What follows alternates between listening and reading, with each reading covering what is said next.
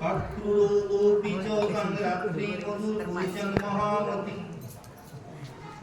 उस्सितं रथमस्ताय प्रज्वलन्दगोकुलं गच्छन्नपति महाभागं भगवतं भुजदुःखने भक्ति परमामुगतो एवमेतद् चिन्तयत् किं मया अहोचरितं भद्रं किं तप्तं परमं तपो किं व्यर्था अपोहिते दत्तं जदा जद्रक्ष्यम् अद्रं केशवं मम एक दुर्लभं वर्णनम् उत्तमो श्लोको दर्शनं विषयो आत्मनो यथा ब्रह्म कीर्तनं सुप्रधानमनो सुगति बोलें एक पृथ्वी महामती অক্রূর সেই রাত্রি মথুরাপুরীতে কাটিয়ে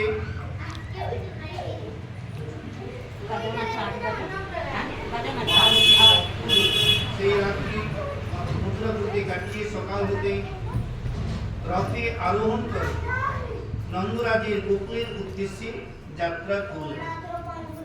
পরম সৌভাগ্যশালী অক্রূর সেই যাত্রাপথে কমলনয়ন ভগবান শ্রীকৃষ্ণের প্রতি গভীর ভক্তির উদ্রেকে আপ্লুত হয়ে এরকম চিন্তা করতে করতে লাগলেন, আমি এমন কোন শুভকর্ম করেছি, এমন কি মহা তপস্যা করেছি, অথবা কোন সৎপাত্রকে এমন কোন মহত্বপূর্ণ দান সমর্পণ করেছি যার ফলস্বরূপ আমি ভগবান কেশবের দর্শন পাবো।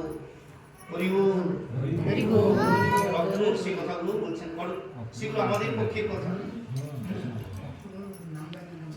ক্রূর নেই, অবর্ণে নাই হয়, যার মধ্যে ক্রূরতা নেই, তিনি হচ্ছেন অক্রূর। আমি তো সম্পূর্ণরূপে এই বিষয় আসক্ত মানুষ, মহান সাত্বিক পুরুষের একজন যার গুণাবলী কীর্তন করেন, দর্শনের সৌভাগ্য লাভ করেন না, সেই উত্তম শ্লোকে ভগবানের দর্শন তো আমার পক্ষে একান্তই দুর্লভ বলে মনে হয়। যেমন অনধিকারী শুক্ল কুলোৎপন্নের পক্ষে বেদ পাঠ নিত্যন্ত দুর্ধর, কিন্তু না, আমি যতই অধম অযোগ্য হই না কেন, আমারও অচ্যুত ভগবানের দর্শন লাভ হবেই। কারণ নদীর প্রবাহে ভেসে যাওয়ার বহু পদার্থের মধ্যে কখনো কখনো কোনো একটা তৃণ যেমন পরপারে পৌঁছে যায়, তেমনি কাল নদীর স্রোতের টানে চলে যেতে যেতেও অনন্ত জীবকুলের মধ্যে কেউ কেউ কখনো পার হয়ে যায়। কত সুন্দর কথা বলেছেন। কাল নদীর স্রোতের টানে চলে যেতে যেতে অনন্ত জীবকুলের মধ্যে কেউ কেউ কখনো পার হয়ে যান। সংসার সাগরা কাল রূপেণ ধীবরা মায়া জঞ্জাল মীন রূপেণ মানব। এই সংসাররূপী সাগর, কাল রূপ ধীবর, মায়া হচ্ছে আমাদের জঞ্জাল, স্ত্রী পুত্র পরিবার আত্মীয় স্বজন বন্ধু বান্ধব, এই হচ্ছে মায়া। মীন রূপী মানব আমরা। তাহলে এই সংসারে আমরা এসেছি, সং সেজেছি, সার বস্তু নিয়ে এখান থেকে আবার ফিরে যেতে হবে। আমি কে? না, আমি তার দাসানুদাস, কৃষ্ণের দাস। কোথায় ছিলাম? ছিলাম আমি গোলকে। ভগবান বহু জন্মের পরে ৮০ লক্ষ জনী জন্ম গ্রহণ করার পরে ৪ লক্ষ জন্মের মধ্যে মানব জন্ম দিলেন অত্যন্ত কৃপা করে। কিন্তু সেই মানব জন্মে যদি আমরা সার্থকতা না লাভ করি, পুনরায় গন্তব্যস্থানে না পৌঁছাতে পারি, তাহলে আমার আসা যাওয়া বেকার। এই যে মানব জন্ম আমরা পাবো, এত দুর্লভ জন্ম, তার কোনো স্থির নয়। তাই সাধুগণ বলেছেন যে তোমরা এমন কিছু কর্ম করো যে কর্মের মাধ্যমে নিশ্চয়ই ভগবানের কৃপা হবে, সাধুগণের কৃপা হবে এবং ভগবত দর্শন হবে।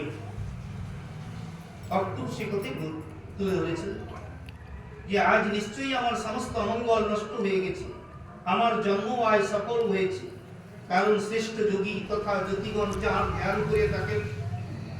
আজ আমি ভগবানের সেই চরণ কমলে সাক্ষাৎ ভাবে প্রণাম নিবেদন করতে পারি। কি আশ্চর্য ব্যাপার! কংসই তো দেখছি আজ আমার পর বিরাট অনুগ্রহ করল, সে পাঠালো বলে আমি ভূতলে অবতীর্ণ স্বয়ং ভগবানের চরণ কমলে দর্শন পাব। যার নখমণ্ডলের কান্তি ছটায় পূর্ব যুগে ঋষি মুনি সজ্জনগণ এই দুস্তর সংসার রূপ অন্ধকার রাশি পার হয়ে গেছেন, সেই ভগবানই তো স্বয়ং প্রকট হয়েছেন এই ব্রজভূমিতে। নন্দদুলাল রূপে ব্রহ্মা, শঙ্কর, ইন্দ্র প্রভৃতি শ্রেষ্ঠ দেবতাগণ যে চরণ কমলের অর্চনা করেন, স্বয়ং ভগবতী লক্ষ্মী দেবী অনেকের জন্য যার সেবায় বিরত হন না। প্রেমিক ভক্তগণের সঙ্গে মহাজ্ঞানী মুনিগণ যার আরাধনায় নিত্য ব্রতী থাকেন। ভগবানের সেই চরণ কমলই গোচারণের জন্য অনুচর গোপ বালকদের সঙ্গে বনে বনে বিচরণ করেন।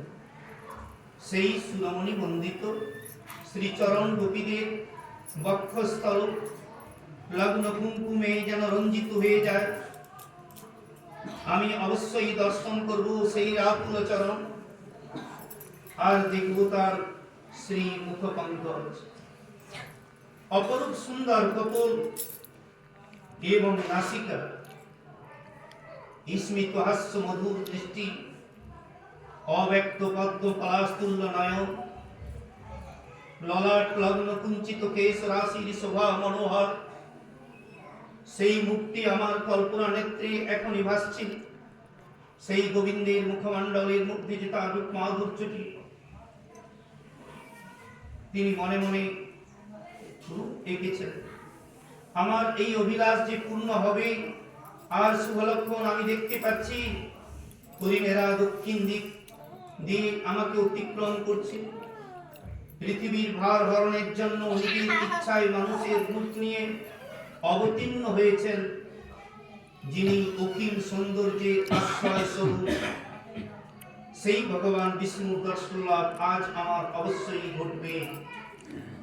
আমার নয়নের প্রকৃত সার্থকতা লাভ হবে কিনা তপস্যা আদি আচরণ রূপ আয়াসে এই কার্যকারণ রূপ জগতের দ্রষ্টা মাত্র।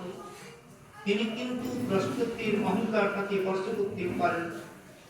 তাঁর স্বীয় নিত্য স্বরূপ সাক্ষাৎ তার রূপ। জীব শক্তির প্রভাবে অজ্ঞান, তার ফলে জ্ঞাত ভেদ এবং ভ্রম এই সব কিছুই তার দূর থেকে নিরাকৃত হয়ে থাকে। নিজের মায়া শক্তির প্রতি ঈক্ষণা মাত্র দ্বারা তিনি তার বলে প্রাণ, ইন্দ্রিয় এবং বুদ্ধি প্রভৃতির সঙ্গে নিজের স্বরূপভূত জীবসমূহকে রচনা করেন এবং তাদের সঙ্গে বৃন্দাবনের কুঞ্জে কুঞ্জে তথা গোপিকাদের আবাসে বিভিন্ন প্রকার লীলা কৌতুকাদি আচরণে পবিত্রকে প্রতিফলন। যিনি সর্ব পাপ নাশী, পরম মঙ্গলময়, তার গুণ, কর্ম এবং জন্ম সম্পর্কিত যত কথা গীত কথা উচ্চারিত হয়, সর্ব পাপনাশী, পরম মঙ্গলময়, তার গুণ, কর্ম এবং জন্ম সম্পর্কিত যত কথা গীত কথা উচ্চারিত হয়, তার দ্বারা জগৎ সংসারী জীবনে স্ফূর্তি, শোভার সঞ্চার এবং পবিত্রতার বিস্তার ঘটে। আর এসবের কথা বলে না যে বাণী ভাগবত প্রসঙ্গ রহিত, সেই বৃথা শব্দ যাও যতই অলঙ্কিত হোক না কেন, তা সুসজ্জিত সব দেহ মাত্র কেবল এই জন্য ওঙ্কারনাথের শিষ্য একজন বললেন, এই জগতে যত কথা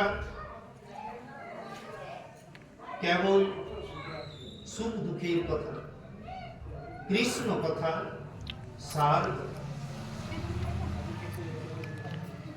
আমাদের জাগতিক যত কিছু কথা কেবল সুখ দুঃখের কথা, কিন্তু কৃষ্ণ কথা সার কথা।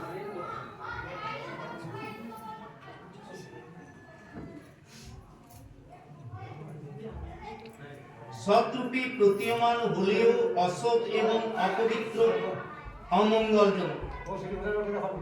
কোন মনস্বী ব্যক্তি তার সমাদর করেন না। সেই উত্তম শ্লোক ভগবান স্বয়ং সাত্যতে বলে যদুবংশে অবতীর্ণ হয়েছে। তার নিজেরই স্থাপিত ধর্মমর্যাদা রক্ষাকর্তা শ্রেষ্ঠ দেবতা বৃন্দের সর্বদা সুকল্যাণ বিধানই তার জন্মগ্রহণের উদ্দেশ্য। ব্রজে বাস করেছেন তিনি, কিন্তু মহা মহিমাময় সেই পরমেশ্বরের যশ দিকে দিকে বিস্তীর্ণ হয়ে চলেছে। দেবতারাও পান করেছেন সেই সর্বমঙ্গল স্বতন্ত্র স্বরূপ সর্বতু ভদ্র পবিত্র যশোগাথা। তিনি সাধু পুরুষগণের পরম গতি এবং একমাত্র আশ্রম। সর্বলোকের রূপ সৌন্দর্যে তিলকের কান্ততম দৃষ্টি মানবের যেন নয়নানন্দ, মানে নয়নের আনন্দ। লক্ষ্মী দেবীর একান্ত প্রার্থিত আশ্রয়স্থল, কল্পনার অগোচর সেই রূপ নিজের ধারণ করে সেই অপরূপকেই আমি আজ দেখব, এর অন্যথা হবে না। আজ আমার মঙ্গল প্রভাত হয়েছে, সকাল থেকেই সমস্ত রকম শুভ লক্ষণ আমার জন্য দৃষ্টিগোচর হচ্ছে। পরমেশ্বর স্বরূপ পুরুষশ্রেষ্ঠ বলরাম ও কৃষ্ণের দর্শন পাওয়া মাত্রই আমি তৎক্ষণাৎ রথ থেকে অবতরণ করব এবং তাদের চরণে পতিত হব। পরম দুর্লভ সেই চরণ, যোগী শ্রেষ্ঠ গণ্য আত্ম সাক্ষাৎকার লাভের জন্য তার চিত্তে ধারণা করে। আর আমি প্রত্যক্ষভাবে লাভ করব, স্পর্শ করব, প্রণত হবে সেই চরণ। তাদের সঙ্গে তাদের সখাদের তথা বৃন্দাবনবাসী সকলের চরণ বন্দনা করব আমি। কি সৌভাগ্য আমার! চরণমূলে পতিত আমার মস্তকে প্রভু নিশ্চয়ই তার নিজ করকমল অর্পণ করবেন। যারা কালরূপ সর্পের ভয়ে উদ্বিগ্ন চিত্তে আশ্রয় প্রার্থনা করেছে, চিরকালই তো সেই শরণাগত জীবকুলকে অভয় দান করেছেন। ওই রক্তকমল সদৃশ কল্যাণকর দেবরাজ ইন্দ্র তথা দৈত্যরাজ বলি ভগবানের ওই কমল করে পূজা উপহার সমর্পণ করে ত্রিলোকের প্রভুত্ব ইন্দ্রপদ লাভ করেছেন।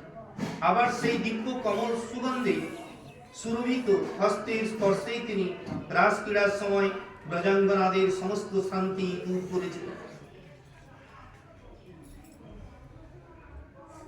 আমি কংসের দূত, তার দ্বারা প্রেরিত হয়েই আমি তা হয়ে যাচ্ছি। কংস বলতে তাহলে আমাদের এই দেহ ব্রহ্মাণ্ডে কংস কি না? আমাদের দেহ ব্রহ্মাণ্ডে কংস হচ্ছে কামরূপী কংস, কামনারূপী কংস। এই কামনারূপী কংসকে যদি না বোধ করতে পারো তাহলে কিন্তু গোবিন্দের দর্শন হবে। সব সময় ইহকাল পরকাল সমস্ত সময়টাকে নষ্ট করে দেবে। তাই বলে তিনি আমার প্রতি কখনোই সত্য বৃদ্ধি করবেন না, এই বিষয়ে আমি নিশ্চিত। তিনি যে অচ্যুত, কোনদিন চ্যুত হন না, সর্বথা নির্বিকার, নিত্য সমরস, বিশ্বের সাক্ষী, সর্বজ্ঞ, নিখিল চিত্তের বাইরে এবং অন্তরেও তিনি বর্তমান, ক্ষেত্রজ্ঞ রূপে অবস্থিত। আমার দেহটা হচ্ছে ক্ষেত্র, দেহের ভিতরে যিনি আছেন আত্মরূপী ভগবান, তিনি হচ্ছেন ক্ষেত্র। তিনি অন্তঃকরণের প্রতিটি চেষ্টাই নিজ নির্মল জ্ঞান দৃষ্টিতে অবলোকন করেন। সুতরাং আমার এই শঙ্কা অম্ল, আমি তার চরণ উপান্তে জোড় হাতে বিনয় নম্র ভাবে যখন দাঁড়াবো, তখন তিনি সম্মিত রূপে করুণাদ্র দৃষ্টিতে আমার দিকে তাকাবেন। আর সেই মুহূর্তেই নষ্ট হয়ে যাবে আমার জন্ম জন্মান্তরে যত অশুভ সংস্কার। আমিও তারপর থেকে সর্বদা নির্ভয় চিত্তে বহন করে চলব অবসাদহীন উর্জিত আনন্দের অধিকার। আমি তার আত্মীয়, সর্বদা সর্বদা হিতৈষী। তিনি ছাড়া আমার আরাধ্য অন্য তো কোনো দেবতা নেই। সে আমাকে তিনি নিশ্চয়ই তাঁর সুদীর্ঘ বাহু দ্বারা আলিঙ্গন করে নিজের বক্ষে ধারণ করবেন। দেখুন কত আশা আকাঙ্ক্ষা তাঁর মনের মধ্যে তুলে ধরেছে। সেই ক্ষণেই আমার দেহ তো পবিত্র হবে, উপরন্তু অপরকেও পবিত্র করার যোগ্যতা আমি অর্জন করব। তার সংস্পর্শে অন্যেরাও পবিত্র হবে, হয়ে উঠবে। আর সেই আলিঙ্গন লাভ করা মাত্রই শিথিল হয়ে যাবে আমার কর্মবন্ধন। যার কারণে আমি অনাদিকাল থেকে এই সংসার চক্রে পরিভ্রমণ করে চলেছি। এইভাবে তার অঙ্গ সঙ্গ লাভ করে তার সামনে অবনতশীল জোড় হাতে যখন আমি দাঁড়াবো, তখন অনন্ত কীর্তি সেই ভগবান আমাকে তাত পুত্র এই বলে সম্ভাষণ করবেন। তখনই আমার জীবন সফল হবে। সেই মহত্তম পুরুষের কাছ থেকে এইরকম সমাদর যে না পায়, তার জীবন তো বিকৃত, জন্ম বৃথা। তার প্রিয় কেউ নেই, আবার অপ্রিয় কেউ নেই। কার? ভগবান। প্রিয় কেউ নেই, অপ্রিয় কেউ নেই, পরম বান্ধব কেউ নেই, আবার শত্রু কেউ নেই। তার উপেক্ষার পাত্র কেউ নেই। তার সত্ত্বেও অল্পবৃক্ষ যে তার কাছে এসে যা প্রার্থনা করে তাকেই সেই বস্তু দেয়। তিনি তাকে যেভাবে ভজনা করে সেই ভক্তকে সেইভাবে ভজনা করেন। কল্পবৃক্ষের কত সুন্দর কথা দেওয়া আছে। একজন পথিক তিনি পথে চলতে চলতে এক বৃক্ষের নিচে গিয়ে একটু বিশ্রাম করলেন। আচ্ছা, আর কত পথ চলব? গ্রীষ্মকাল, সেই পথে চলতে চলতে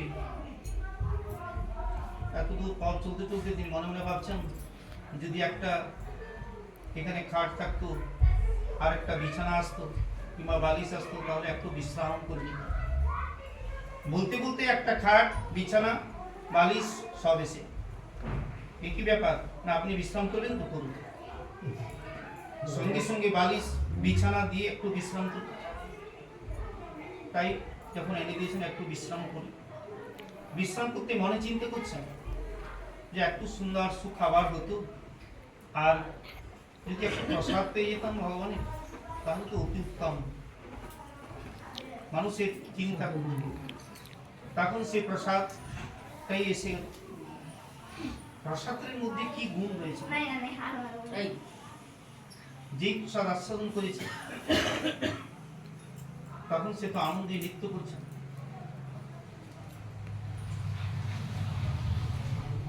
যেটা দৈনন্দিন জগন্নাথের মহাপ্রসাদ রূপে পুরীধামে আমরা পাচ্ছি, তো সেই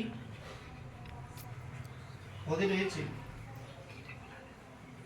যদি আছে স্বাদ করিতে আস্বাদ, গোবিন্দে নৈবেদ্য কর শ্রী মহাপ্রসাদ। গোবিন্দে নৈবেদ্য কর শ্রী মহাপ্রসাদ। যার আস্বাদনে নিখিল ভুবনে, গ্রাসে গ্রাসে ভক্ত লভেরি প্রসাদ। যদি আছে সাদ করিতে আস্বাদ, গোবিন্দে নৈবেদ্য কর শ্রী মহাপ্রসাদ। এইভাবে সেই বৃক্ষের নিচে যা যা চিন্তা করল সেই তাই পেল। এই হচ্ছে কল্পবৃক্ষ।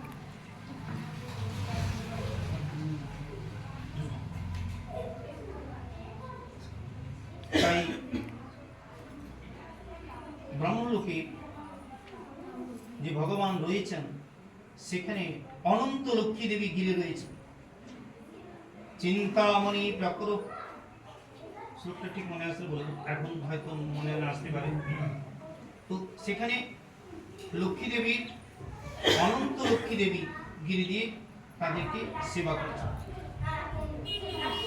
ব্রহ্মসংহিতায় তা দেওয়া আছে। যাই হোক, তাদের প্রণতি নিবেদন করলে যদুশ্রেষ্ঠ কৃষ্ণ অগ্রজ বলদেব হাসি মুখে আমাকে আলিঙ্গন করবে এবং আমার দুই হাত নিজের হাত ধরে আমাকে ঘরের ভিতরে নিয়ে যাবে। সেখানে আবার প্রতি সব রকমের আতিথ্য সৎকার করা হলে কংস তার আত্মীয় স্বজনদের প্রতি কেমন ব্যবহার করছে তা জানতে চাই। সুপ্রবাচ ইতি সঞ্চিত্তায়ং কৃষ্ণ সুকল্পতনয়ো অহোধনি রথেন গোকুলং প্রাপ্ত সূর্যচান্ত গিরিনৃপ। সুখদেব বললেন, মহারাজ পরীক্ষিত,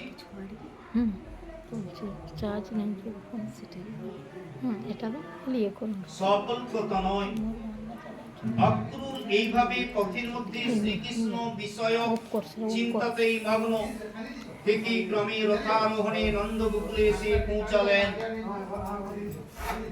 সেই সঙ্গে সূর্যদেব অস্তাচলে গমন করলেন, যার এমন চরণ কমল রেণু সমস্ত লোকপালেরা নিজেদের কিরিটে ধারণ করেন। গোষ্ঠভূমিতে অক্রূর তাঁর পদচিহ্ন দেখতে পেলেন। ভগবানের যে পদচিহ্ন বলে জানবেন কি করে?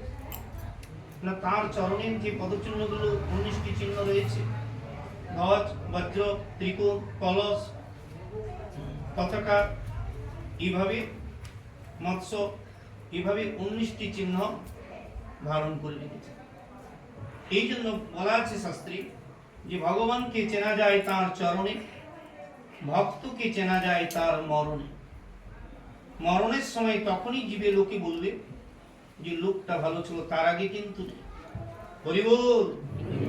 ভেবে দেখুন, যেদিন জন্মেছিল ভবে, আমি মাত্র কেঁদেছিল হেসেছিল সবে, এমন জীবন করিতে হবে গঠন, মরণে হাসিবে তুমি কাঁদিবে ভুবন। তাহলে আমাদের সেরকম কর্ম করলে তবে ভুবন কাঁদবে। আমি নিজে হাসি মুখে মৃত্যুবরণ করব,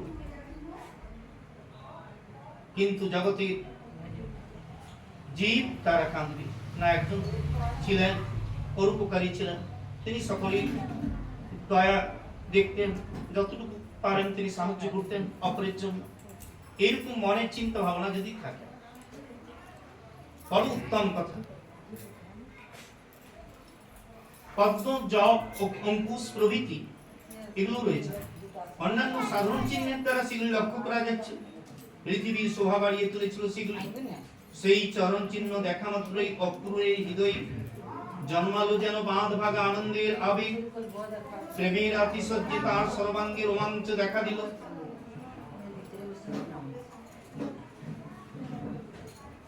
তার সুন্দর প্রমাণ আরেকটু আছে। শ্রীজীব গোস্বামী একবার দেখিয়েছিলেন যে ভগবান গোচারণে যখন যাচ্ছেন, গোচারণ যখন যাচ্ছেন, যেতে যেতে অনেক প্রস্থখণ্ডগুলো তিনি পার হয়ে যাবেন, গাভীগুলো তারাও চলছে। তো যাওয়ার সময় সেই গাভীগুলো সেই পাথরের উপরে যখন পড়ে আছে, সে পায়ের খুরের চিহ্নগুলো রয়েছে। তখন অবাক হয়ে গেছেন যে যাওয়ার সময় না হয় পায়ের চিহ্নগুলো সেই পাথরের উপরে রয়ে গেল, কিন্তু আসার সময় পায়ের চিহ্নগুলো কেন নেই? শ্রীজীব গোস্বামী সুন্দরভাবে সে কথা তুলে ধরেছেন। দেখো, ভগবান সেই বংশীধারী এমন সুন্দরভাবে বেণু বাজাতেছিলেন, সেই বেণুর মধুর স্বরে এমনকি প্রস্তরগুলো গলে গেছিল। সেই প্রস্তরগুলো গলে গেছিল যখন, তখন সেই গাভীগুলো আসছিল এবং গাভীগুলোর পায়ের চিহ্নগুলো রয়ে গেছে। আর তিনি যখন ফিরছেন তখন আর সেভাবে বংশীবাদন হয় নাই। হরিবোল। দুজন অশুভ পরিপূর্ণ হয়ে উঠল। তিনি লাফ দিয়ে রথ থেকে নেমে সেই ধুলির পর লুণ্ঠিত হতে লাগলেন, বলতে লাগলেন, আহা, এই আমার প্রভুর চরণ ধুলি। হে পরীক্ষিত, কংসের আদেশ থেকে শুরু করে এ পর্যন্ত শ্রী হরির পাদচিহ্ন দর্শন পর্যন্ত অক্রূরে চিত্তে যে অবস্থা যা বর্ণিত হলো, জীব মাত্রই দেহ ধারণে তাই পরম প্রাপ্তি, তাই পুরুষার্থ। এই জন্য সকলের উচিত দম্ভ মানে অহংকার, ভয় এবং শোক ত্যাগ করে ভগবানের বিগ্রহ, প্রতিমা হোক, ভক্ত ইত্যাদি চিহ্ন, লীলা স্থান তথা গুণবালীর দর্শন এবং শ্রবণাদির দ্বারা ওই প্রকার ভাব অধিগত করতে প্রয়াসী হওয়া। আমরা যার জন্য এসেছি, ব্রজে উপস্থিত হয়ে অক্রূর কৃষ্ণ বলরাম দুই ভাইকে গোদহনের স্থানে অবস্থিত দেখতে পেলেন। শ্যাম সুন্দরীর পরিধানে রয়েছেন পীতাম্বর, কিন্তু গৌর সুন্দর বলরামের পরিধানে ছিল নীল বসন। ভগবান গোবিন্দ হচ্ছেন শ্যামল বর্ণ কিন্তু পীতাম্বর পরে আছেন, আর ইনি হচ্ছেন বলরাম গৌর সুন্দর, যেন পরিধান করেছেন নীল বসন। শরৎকালের প্রফুল্ল কমলের মতো তাদের নয়নের শোভা। কেন শরৎকাল বল না? শরৎকাল অত্যন্ত স্বচ্ছ হয়, শরৎকালে পুকুরের জল পর্যন্ত স্বচ্ছ হয়, তাই শরৎকালে চন্দ্রমাও স্বচ্ছ হয়। তাই শরৎকালকে তুলনা করে লিখেছেন যে শরৎকালের প্রফুল্ল কমলের মতো তার নয়নের শোভা। তারা দুজনেই কিশোর বয়স্ক, গৌর এবং শ্যাম যেন তনু দুটি নিখিল সৌন্দর্যের খনি। আবার তাদের বাহু যেন আজানুলম্বিত, মুখের শোভা অপরূপ, দেহ সর্বাঙ্গ সুন্দর, গজ শাবকের তুল্য ললিত গমন ভঙ্গি, চরণ তলে যেন রয়েছে ধ্বজ, বজ্র, অঙ্কুশ এবং পদ্মের চিহ্নে পৃথিবীকে শোভাযুক্ত করেছিলেন তারা। মৃদুমন্দ হাস্যযুক্ত দৃষ্টি থেকে বর্ষিত হচ্ছিল অনন্ত করুণা। এই যে 19টি চিহ্ন কেন রেখেছেন সেগুলো বর্ণনা কমসে কম 3 ঘন্টা সময়, এক একটা করে যদি বর্ণনা সম্ভব নয়, সময়ও নেই, যদি কোনোদিন হয় এক একটা করে বর্ণনা, কোথায় কেন দিলেন ভগবান এত করে সেই চিহ্নগুলো পায় রাখেন। দু একটা বলছি, সবগুলো সম্ভবও নয়, আমার সময় অনেক লাগবে। যেমন কলস, 4খানা কলস, 4টি কলস। সেই কলসগুলো কি?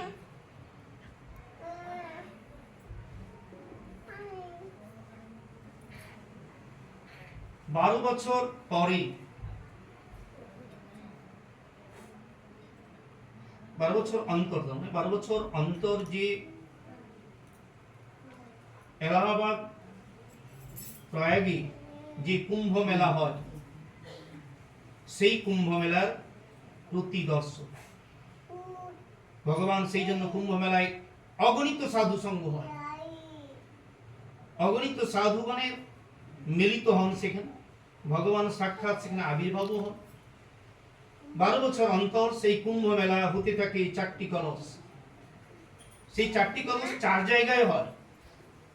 এখানে কলস শুধু দেওয়া আছে, সে নামগুলো আমার সবগুলো মনে নেই, কারণ কোথাও ভুল হয়ে যাবে, তাই আমি বলছি না সেগুলো নামগুলো। তবে 4 জায়গায় আমাদের মানে ভারতবর্ষের 4 জায়গায় হয়। সেই 4 জায়গায় মহা আনন্দ। এক জায়গায় এবছর হলো, তো এবার অন্য জায়গা হলো, এভাবে 4 জায়গায় হয় সে ভারতে। এবং ভগবান তার প্রতীক চিহ্ন রূপে রেখেছেন, যেমন মীন অবতার। ভগবান নিজে মীন রূপ ধারণ করেছিলেন বলে তিনি মীন অবতার স্বরূপ পুঁটি মাছ একটা রেখেছেন তার চরণ, লেখাও আছে পুঁটি মাছ, তার চরণ চিহ্ন রেখেছেন। কারণ দশম অবতারের ভিতরে মীন অবতার রয়েছে এবং সেই যতগুলো চিহ্নগুলো রয়েছে সেভাবে তার অর্থ রয়েছে, এই জন্য তিনি সেগুলো ধারণ করেছেন। সেদিকে যাচ্ছি না।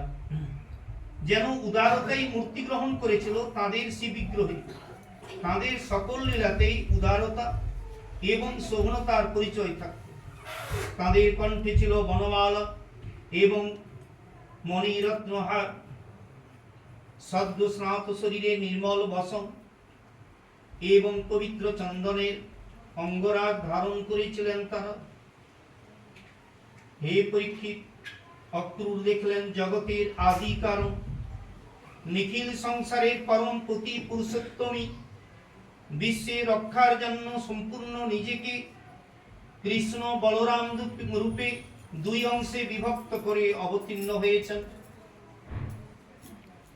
কেন? তিনি তো নিজে আসতেন, বলরামকে আনার কি প্রয়োজনতা ছিল না? তিনি নিজ অঙ্গ থেকে তিনি বলরাম হয়েছেন, কারণ তার সেবা করার মতো কেউ নেই। যেমন রাধারানীকে বাম অঙ্গ থেকে তৈরি করেছেন, ঠিক সেইরূপ অনন্তদেব বলরামকেও সেইরূপ অনন্তদেব বলরাম তার আসন, পাদুকা, বালিশ পর্যন্ত সবকিছু হয়েছেন ভগবান অনন্ত রূপে। কারণ ভগবানের সেবা করা মানবের পক্ষে দুর্লভ, এই জন্য তার সেবা তিনি করতে পারেন। এই জন্য তিনি নিজ লোকের মধ্যে নিয়ে এসেছেন সবগুলো গুছিয়ে সুন্দর করে। নিজেদের অঙ্গকান্তিতে তার দিকসমূহের তিমির রাশি বিদূরিত করে বিরাজ করেছেন। কত সুন্দর কথা, মানে দৃষ্টি দিয়ে দিয়েছেন যে তার যে আলোক ছটা, সেটা অন্ধকার, কেমন অন্ধকারকে দূরীকরণ করে। যিনি আছেন গোলকে, সেখানে কিন্তু এ চন্দ্র সূর্যের আলোকে আলোকিত হয় না, তিনি তাহার নিজ আলোকে আলোকিত। কত সুন্দর কথা, তিনি তার নিজ আলোকে আলোকিত, ব্রহ্মাণ্ড ব্যাপী। গোলক যিনি গোলকে রয়েছেন গোবিন্দ দ্বিভুজ মুরলীধর, সেখানে তার নিজ আলোকে আলোকিত। সেখানে চন্দ্র সূর্যের আলো আলোকিত করতে পারে না, নিজেও বিতাও, সে কথা বলা আছে। তাদের দেখে মনে হচ্ছে যেন সুবর্ণমণ্ডিত একটি মরকতমণির একটি রৌপ্যের পর্বত শোভা পাচ্ছে। তাদের দেখেই প্রেমে বিহ্বল হয়ে অক্রূর রথ থেকে তরিয়ে লাফিয়ে পড়ে শ্রী বলরাম ও কৃষ্ণের চরণ প্রান্তে দণ্ডবৎ পতিত হলেন।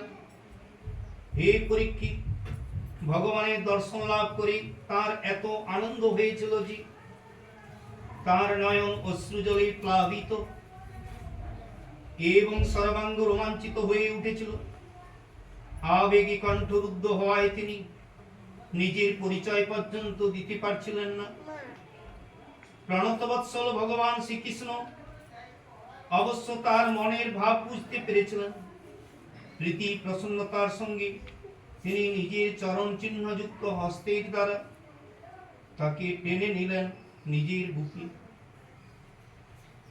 এরপর শ্রী বলরাম ও প্রণত অক্রূরকে আলিঙ্গন করলেন এবং তার দুই হাত নিজেদের হাতে ধরে অনুজ শ্রীকৃষ্ণ সহ বলরাম এক হাত এবং শ্রীকৃষ্ণ অপর হাত ধরে তাকে গৃহের ভিতরে নিয়ে গেলেন।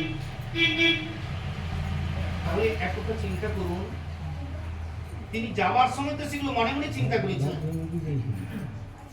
যে কথাগুলো, যে ঘটনাগুলো বলেছে যে আমাকে দেখা মাত্রই ভগবান শ্রীকৃষ্ণ এবং বলরামকে তারা আলিঙ্গন দেবেন, এই মনে পোষণ করেছেন। কিন্তু তাহা পূর্ণ করলেন ভগবান গোবিন্দ, মনের ইচ্ছাটাকে পূর্ণ করলেন। তারপর তাকে স্বাগত অভিবাদন জানিয়ে কুশল প্রশ্ন করলেন, সুন্দর আসনে প্রবেশন করালেন, যথাবিধি তাঁর পাদপ্রক্ষালন করে মধুপর্ক আদি অর্ঘ্যদান করলেন এবং অতিথি অক্রূরকে গোদান করলেন। ভগবান শ্রীকৃষ্ণ সাদরে তার পদসম্বাহন করিয়ে ক্লান্তি দূর করলেন এবং তারপর অত্যন্ত শ্রদ্ধার সঙ্গে তাকে পবিত্র এবং বহু গুণযুক্ত অন্ন ভোজন করালেন। ভোজন সমাপ্ত হলে পরম ধর্মজ্ঞ বলরাম তাকে প্রীতি ভরে মুখ শুদ্ধি এবং সুগন্ধি মালা প্রভৃতি দান করে তার পরম আনন্দ উৎপাদন করালেন। তিনি মনে মনে যা ভেবেছিলেন সেগুলো তো পেয়েও গেল এবং আনন্দে তিনি অত্যন্ত উৎফুল্ল রয়েছেন। এই প্রকার তার অতিথি সৎকার করা হলো। করা বলে নন্দ মহারাজ তার কাছে এসে জিজ্ঞাসা করলেন, হে যদুবংশ জাত অক্রু, হরি বল।